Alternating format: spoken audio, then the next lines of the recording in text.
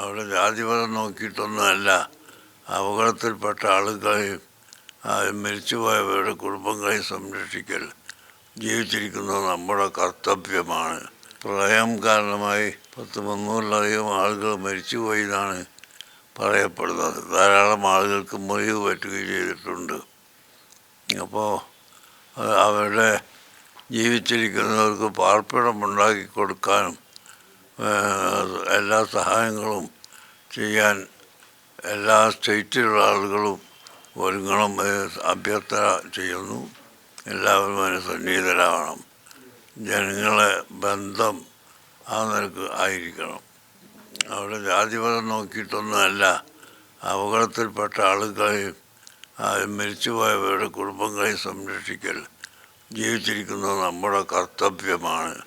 അതുകൊണ്ട് എല്ലാവിധ സഹകരണങ്ങളും മുഴുവൻ സ്റ്റേറ്റിലുള്ളവരും ചെയ്യണം.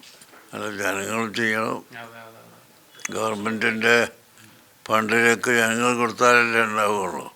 ബാംഗ്ലൂർ എഡ്യൂക്കേഷന് ആവശ്യമായതെല്ലാം നിർവഹിക്കണം, ഉണ്ടാക്കണം. അതിനെപ്പറ്റി ചർച്ച ചെയ്യാനും കൂടിയാണ് ഞങ്ങൾ ഒരുമിച്ച് പിടിക്കുന്നത്. അതനുസരിച്ച് ഇൻഷാ അല്ലാഹ് ഭാവിയിൽ ബാംഗ്ലൂരിൽ ഒരു ഇൻസ്റ്റിറ്റ്യൂട്ട് ഉണ്ടാക്കുന്നതിനെ സംബന്ധിച്ച് ചർച്ച ചെയ്തിട്ടുണ്ട്. അത് സാധിക്കുമെന്ന് പ്രതീക്ഷിക്കുന്നു. നാട്ടുകാരൊക്കെ അവരുടെ എല്ലാവിധ പിന്തുണയും പ്രഖ്യാപിച്ചിട്ടുണ്ട്.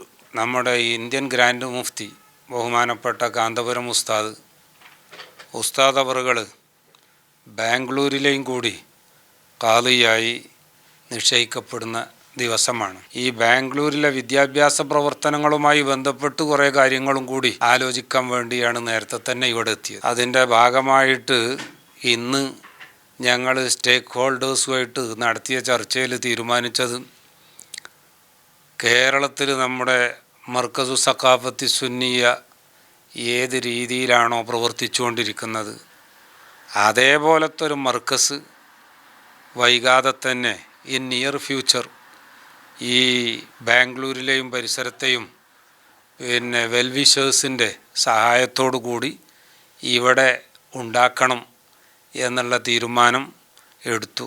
അതുമായി ബന്ധപ്പെട്ടിട്ട് പ്രമുഖരായ പല ആളുകളുമായിട്ട് ചർച്ച നടത്തി.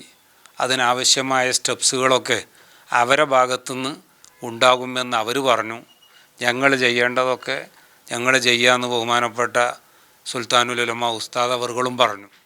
ഇൻഷാ അല്ലാഹ് അല്ലാഹു തആല തൗഫീഖ് ചെയ്യുകയാണെങ്കിൽ കേരളത്തിലെ പോലെ തന്നെ ഒരു മർക്കസ് കർണാടകത്തിന് വേണ്ടി ബാംഗ്ലൂർ കേന്ദ്രമായിട്ട് ഉണ്ടാക്കാൻ ಸಾಧಿക്കും ಎಂದು ಕರೆದುന്നു. ಸ್ವತಂತ್ರ ಪತ್ರಿಕೋದ್ಯಮ ಇಂದಿನ ತುರ್ತು.